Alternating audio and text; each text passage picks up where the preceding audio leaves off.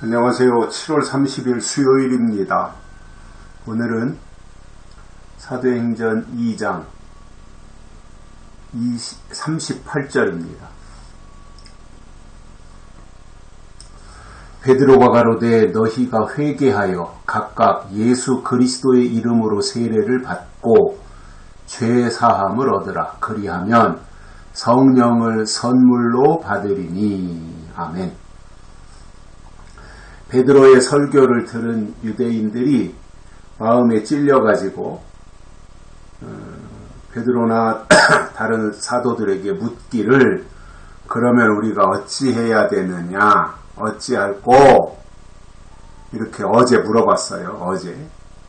그거에 대한 대답이 오늘 말씀이에요. 베드로가 가로되 너희가 회개하여 각각 예수 그리스도의 이름으로 세례를 받고 죄사함을 얻으라. 그리하면 성령을 선물로 받으리니. 이것이 베드로가 내려준 해결책이고 정답입니다. 가장 먼저 해야 될 것은 회개입니다. 너희가 회개하여. 회개가 중요하지요. 회개는 그냥 하나님 나 이거 잘못했습니다. 나 저거 잘못했습니다. 용서해 주세요. 무슨 천주교에서 고해성사하듯이 그런 정도가 아니라 회개라고 하는 것은 완전히 돌아서는 거예요. 내가 잘못된 길로 가다가 그것을 깨닫고 완전히 그 길에서 돌아서는 거. 이것이 회개예요. 그래서 회개의 바탕에는 새 사람이라고 하는 것이 깔려 있는 거죠. 회개하면 새 사람이 되는 거예요. 진정한 회개, 영적인 회개를 말합니다. 근본적인 회개, 성경이 말씀하고 있는 이제 회개인데, 회개의 전제 조건이 뭐예요? 죄라는 게 이미 성립이 되어 있는 거잖아요. 죄를 지었으니까 회개가 필요한 거잖아요. 죄가 뭐냐면, 원어의 뜻에서 죄가 뭐냐면 화살이 관역에서 빗나간 거예요. 이게 죄예요.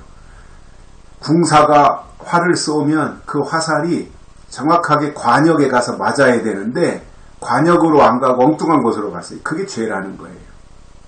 헬라어로는 하말티안가 그럴 텐데, 이 관역에서 빗나간 거, 잘못 간 거, 이게 죄이기 때문에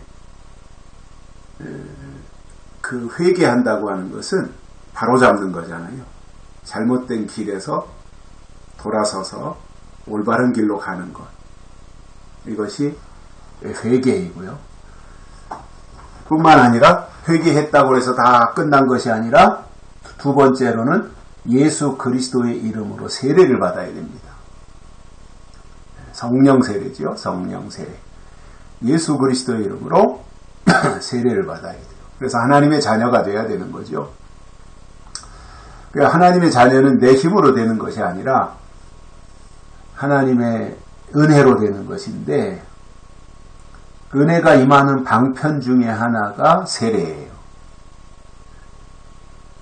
말씀과 성례전, 세례죠. 이 하나님의 은혜가 임하는 방편이에요. 말씀을 통해서 임하고 성례전, 세례를 통해서 임하고, 이것이 하나님의 은혜가 임하는 방편이거든요. 그러니까 세례를 받았으니 하나님의 은혜가 그에게 임한 거잖아요. 그러면 하나님의 사람이 되는 거지 않습니까? 그러면 하나님의 사람은 하나님의 일을 하게 돼 있어요. 그 하나님의 일이라는 것이 앞장서서 뭐 설교한다는 말이 아니라 하나님의 일은 다양한 거지요. 기도로 뒷받침하며 하나님의 일을 할 수도 있고요. 또 물질로 뒷받침하면서 하나님의 일을 하는 방법도 있고요. 여러 가지 하나님의 일은 방법이 있습니다. 과거에는 이제 굉장히 단순한 논리로 은혜 받았으니까 신학교 가서 목사 된다. 이게 은혜 받은 자들의 일이라고 생각했어요. 그게 주의 일이라고 생각한 거예요. 근데 시간이 지나놓고 보니까 목사 되는 것만이 주의 일이 아니라 주의 일은 여러 가지 다양하지 않습니까? 그래서 자기에게 임한 하나님의 은혜에 따라서 하나님의 일을 감당하는 것. 그것이 이제 은혜 받은 자가 할 일인데, 그것이 바로 이제 세례를 받는 것을 통해서 그에게 하나님의 은혜가 임하게 된다라는 말입니다. 세 번째로는 죄사함을 얻으라. 어찌할꼬 한 것에 대한 대답인 거예요. 어찌할꼬 하니까 회개하라, 세례를 받으라, 죄사함을 얻으라. 죄사함은 뭐예요?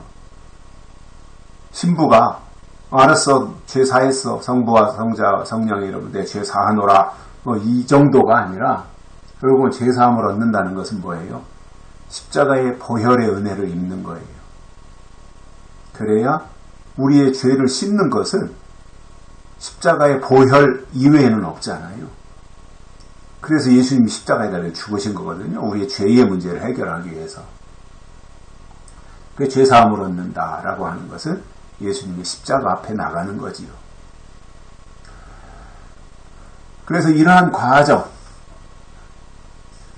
그래서 질문도 좋아야 되고요. 사실 질문도 좋아야 돼요. 우리가 어찌할꼬? 그러니까 그거의 질문이 좋으니까 그거에 대한 대답도 명쾌하게 나오잖아요. 질문이 애매하면 대답도 아리송하게 돼 있어요. 뭐든지 다 그래요. 저도 이 세상 경험을 해보니까 그렇더라고요. 우리 충청도 사람들이 오해를 받는 것 중에 하나가 그거예요. 대답이 애매해요. 알았어 했는데 그 알았다가 알았어 한 게 긍정인지 부정인지가 판단이 안 되는 거예요. 다른 지역 사람들이, 저 경상도나 이런 다른 지역 사람들이 우리 충청도 사람하고 얘기하다가 알았어 하면 그 사람들은 긍정으로 받아들여요. 알았어 했으니까 알아들었구나. 그리고 긍정으로 받아들여요.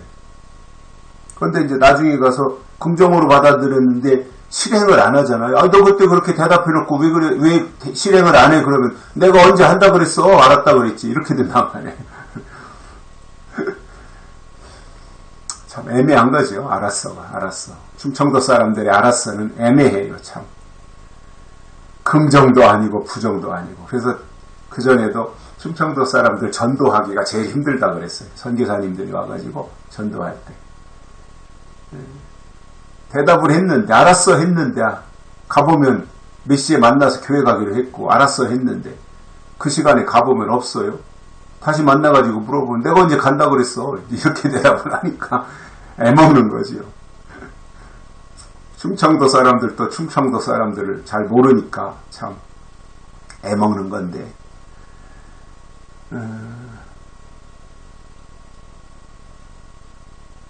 여기 그 유대인들과 베드로 사이에서는 참 명쾌한 거예요. 어찌할꼬 하니까 이렇게 해 하고 정확하게 답을 세 가지 알려주잖아요. 그렇게 하면 그 결과가 뭐예요? 성령을 선물로 받으리니 이렇게 돼 있어요. 이 세 가지가 되면, 즉 회개하여 각각 예수 그리스도 이름으로 세례를 받고 죄사함을 얻으면 성령을 선물로 받으리니, 이게 해답이에요. 얼마나 명쾌합니까? 얼마나 간결합니까? 복잡하지 않잖아요. 이러한